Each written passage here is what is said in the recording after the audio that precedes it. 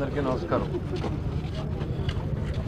సమాజంలో మార్పు తెచ్చినటువంటి వ్యక్తులను, సమాజానికి స్ఫూర్తిగా నిలిచినటువంటి వ్యక్తులను స్మరించుకోవడం అనేటువంటిది మన బాధ్యత. అణగారిన వర్గాలను సమాజంలో వేరు చూస్తున్నటువంటి రోజుల్లోనే మహాత్మా పూలే గారు సమాజంలోని మార్పులను తీసుకురావాలి అని తన భార్యతో మాత్రమే తన మొట్టమొదటి ప్రయాణాన్ని ప్రారంభించాడు. ఆ రోజున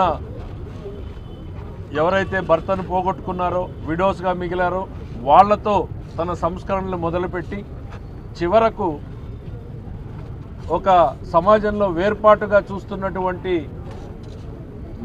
దాన్ని తొలగించే మార్పుకు శ్రీకారం చుట్టినటువంటి మహనీయుడు మహాత్మా. మరి అటువంటి మహానుభావుడిని గుర్తు చేసుకోవడం ఈరోజు మనందరి బాధ్యత. ఒక వర్ధంతి రోజే కాదు, జయంతి రోజే కాదు, ప్రతిరోజు కూడా వీళ్ళని మనం స్ఫూర్తిగా తీసుకోవాలి అనేటువంటిది ఈ సందర్భంగా ప్రతి ఒక్కరికి గుర్తు చేస్తూ ఉన్నా.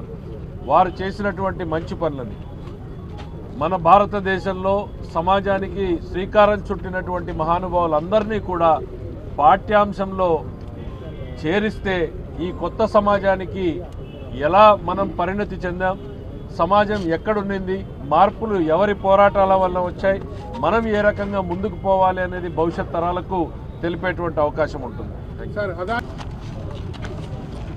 లీక్ అయిపోయింది క్వశ్చన్ పేపర్. సమాజంలో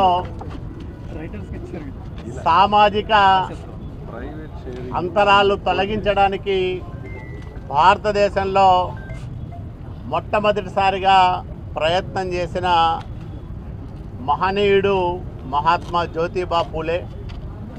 అలాంటి మహనీయుణ్ణి స్మరించుకోవడమే కాకుండా ఆయన చూపిన మార్గం, ఆ రోజు తన సతీమణి సావిత్రిబాయి పూలేని ఈ భారతదేశంలోనే తొలి మహిళా ఉపాధ్యాయురాలిగా మార్చి మహిళల విద్యాభివృద్ధికి ఎనలేని కృషి చేసి అడుగడుగున అవరోధాలు, అవమానాలు ఎదురైనా వాటన్నిటినీ అధిగమించి తన ప్రస్థానాన్ని ముందుకు నడిపించిన ఒక మహనీయుడు మహాత్మా జ్యోతిబా పూలే.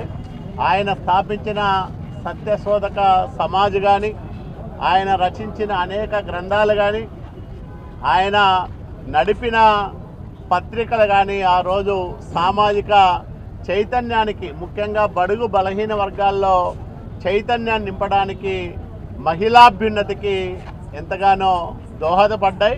అలాంటి మహనీయుని స్మరించుకోవడంతో పాటు ఈ రాష్ట్రంలో ఎన్డీఏ కూటమి నారా చంద్రబాబు నాయుడు గారి నాయకత్వంలో మహాత్మా జ్యోతిబా పూలే ఆశయాలను కొనసాగించడానికి, సమాజంలో ఆర్థిక సామాజిక అంతరాలు తొలగించడానికి, అట్లాగే బడుగు బలహీన వర్గాల అభ్యున్నతి కోసం, వాళ్ళ శ్రేయస్సు కోసం అహర్హము శ్రమిస్తూ ఉంది ఈ ప్రభుత్వం అని కూడా మీ అందరికీ మనవి చేస్తూ, మరి ఆయన చూపిన బాటలో నడవడమే మనందరి ముందున్న కర్తవ్యమని ఈ సందర్భంగా నేను విజ్ఞప్తి చేస్తూ ఉన్నా.